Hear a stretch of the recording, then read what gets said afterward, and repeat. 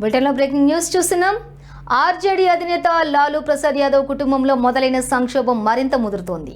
ఆయన కుమార్తె రోహిణి ఆచార్య కుటుంబంతో తెగదెంపులు చేసుకుంటున్నట్లుగా ప్రకటించిన మరుసటి రోజే మరో ముగ్గురు కుమార్తెలు పాట్నాలోని ఇంటిని విడిచి వెళ్లటం రాజకీయంగా కలకలం రేపుతోంది. రాగిణి, చంద, రాజలక్ష్మి తమ పిల్లలతో కలిసి ఢిల్లీకి పయనమయ్యారు. బీహార్ అసెంబ్లీ ఎన్నికల్లో పార్టీ ఘోర పరాజయం పాలైనప్పటి నుంచి ఆర్జేడీలో మొదలైన కుమ్ములాటలు ఇప్పుడు కుటుంబంలో చిచ్చు రేపాయి.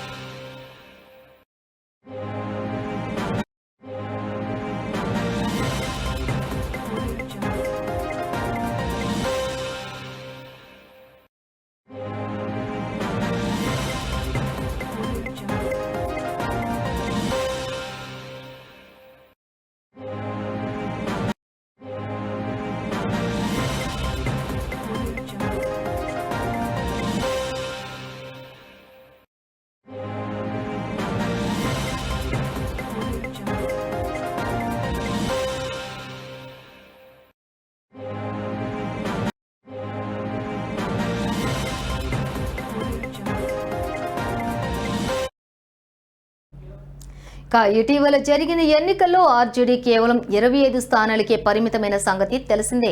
ఈ ఓటమి తర్వాత లాలూ కుమార్తె రోహిణి ఆచార్య తాను రాజకీయాల నుంచి, కుటుంబం నుంచి తప్పుకుంటున్నట్లుగా ప్రకటించారు.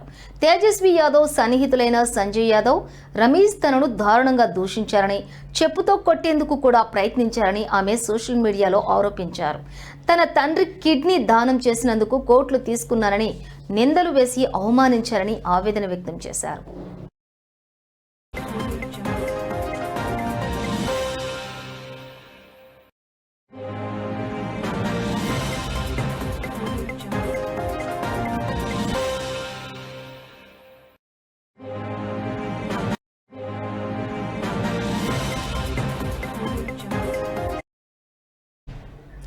ఈ పరిణామాల నేపథ్యంలో రాగిణి, చంద, రాజలక్ష్మి కూడా ఇంటిని వీడటంతో లాలూ, రబ్రీదేవి, మీసా, భారతి మాత్రమే పాట్నా నివాసంలో మిగిలారు.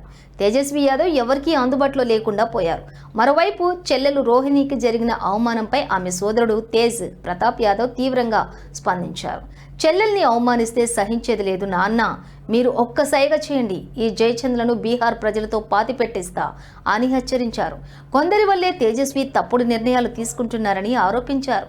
ఎన్నికల ఓటమి, కుటుంబంలో విభేదాలతో ఆర్జేడీ తీవ్ర సంక్షోభంలో కూరుకుపోయింది.